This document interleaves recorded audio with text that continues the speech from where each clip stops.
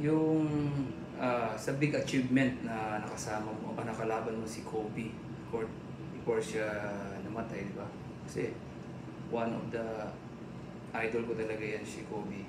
Siya yung sa top 3 ko na all-time player na gusto kong player. Kasi kita mo naman siya is yung grit niya sa laro, yung paano siya gusto yung manalo, kung paano yung hard work niya.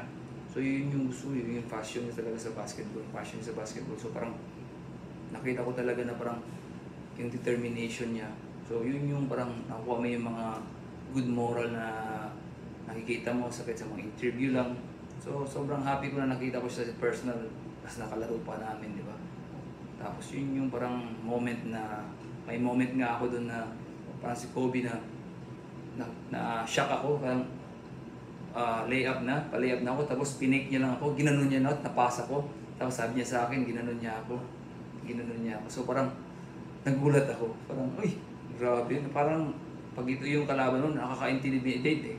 Intimidate ka lagi pag nakita mo si Kobe. So parang siguro yung respeto mo sa kanya siguro.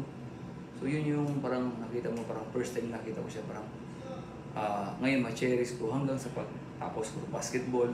Nandun na yun eh, ma-share mo yan sa mga anak mo. At the same time, nasa YouTube ka na lagi, nakikita ka na nakapaglaro ka as one of the legend sa NBA na nakalaro mo. Sobrang nakaka-proud, and siyempre, it's a big achievement para sa akin na nakasama ko siya, nakalaban ko siya.